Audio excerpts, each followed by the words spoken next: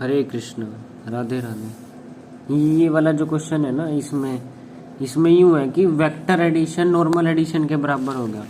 जैसे हम कहते हैं ए वेक्टर, इसको वेक्टर बोलते हैं, इसको मैग्नीट्यूड बोलते हैं। अगर मैं सीधा ए लिखूं तो मैग्नीट्यूड, और ए वेक्टर और यहाँ पे दो डंडे लगा दूं, इसको भी मैग्नीट्यूड बोलेंगे। तो ये क्या कह रहा है, जो वेक्टर एडिशन है वो नॉर्मल एडिशन के बराबर हो गया।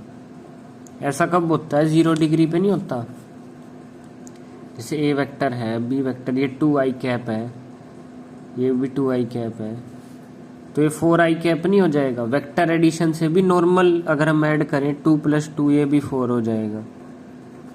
तो आंसर यहाँ पे क्या आएगा, 0 डिग्री, कि वेक्टर एडिशन इक्वल हो गया नॉर्मल एडिशन के। ठीक है, अब अगला केस देख लेते हैं, a - b, जो वेक्टर सब्ट्रैक्शन है वो नॉर्मल एडिशन के बराबर। तो ये कैसे हो सकता है, दिमाग लगाएंगे थोड़ा। a इधर हो जाए, अगर b इधर हो जाए, है ना, तो हो सकता है। कैसे, जैसे मान ले a vector - b vector a, अब इसको a + b नॉर्मल एडिशन के इक्वल करना है। कैसे, तो इसको 180 डिग्री पे रखेंगे, 180 डिग्री। ये 2i कैप है, ये -2i कैप है, तो यहाँ पे अगर रखेंगे हम 2 की वैल्यू 2i कैप माइनस ये वाला माइनस, फिर b की वैल्यू रखेंगे -2i कैप। ठीक है, तो ये क्या आ जाएगा, 4i कैप नहीं आ जाएगा, माइनस माइनस प्लस हो जाएगा, 4i कैप। और अगर हम डायरेक्ट ऐड करते 2 + 2 तो भी 4 आता, यहाँ भी 4 आया, वेक्टर सब्ट्रैक्शन किया हमने, तो 180 डिग्री। अब इसमें क्या कह रहा है, वेक्टर एडिशन हो गया नॉर्मल एडिशन के बराबर, क्योंकि ये मैग्नीट्यूड बताता है नॉर्मल एडिशन के बराबर। तो ये भी कैसे संभव है, ये 0 डिग्री पे तो संभव नहीं, ये संभव है अगर 180 डिग्री हो जाए। कैसे चेक कर लेता हूँ मैं, लेकिन 0 डिग्री पे तो होगा नहीं, 0 डिग्री पे तो a + b के इक्वल हो जाएगा, तो 180 डिग्री पे हो सकता है। ठीक है, इनको प्लस करेंगे हम, सीधा प्लस प्लस माइनस b की वैल्यू रखूंगा मैं, तो 0 नहीं आ जाएगा, 2 - 2 0। और अगर हम सीधा लिखते 2 - 2 ये भी 0, तो एंगल कितना आ जाएगा, 180 डिग्री एंगल। ठीक है, यहाँ पे भी 180 डिग्री था।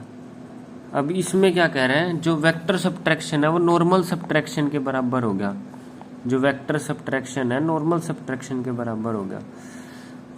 अब ये ये पहले जैसा केस नहीं हो गया, ये भी 0 डिग्री होएगा।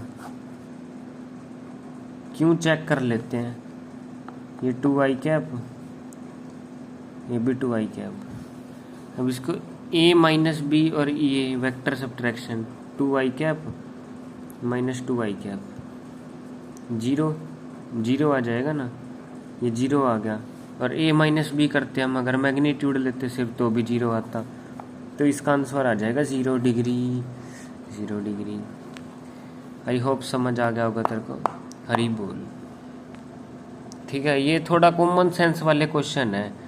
इस तरह के क्वेश्चन फंसे ना, 3 तरह के आंसर होते हैं इनमें, अधिकतर 99% क्वेश्चनों में 3 तरह के आंसर होते हैं। एक तो या तो 0 डिग्री हो सकता है, या 90 डिग्री हो सकता है, या 180 डिग्री हो सकता है।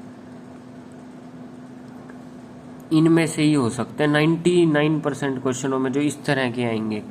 अभी बता देता हूँ, 99% क्वेश्चन में ये आंसर होगा, इन तीनों में से। तो चेक भी कर सकता है। और फिर और कौन से कॉमन, या तो 45 डिग्री, 30 डिग्री, ये फॉर्मूले वाले क्वेश्चन होंगे जिनमें ये वाला फॉर्मूला लग जाता है। एक तो इस तरह के आते हैं, ये वाला फॉर्मूला, इसमें सीधी सीधी वैल्यू दी होती है कि एंगल कितना है इनके बीच में। एंगल निकालने के लिए अगर इस तरह के आए ना अटपटे से, तो ये 3 तरह के ही जवाब होते हैं मोस्टली। ठीक है, थोड़ा कॉमन सेंस भी लगानी होती है इनमें, थोड़ा बुद्धि, वही वेक्टर की फील आनी चाहिए। ठीक है।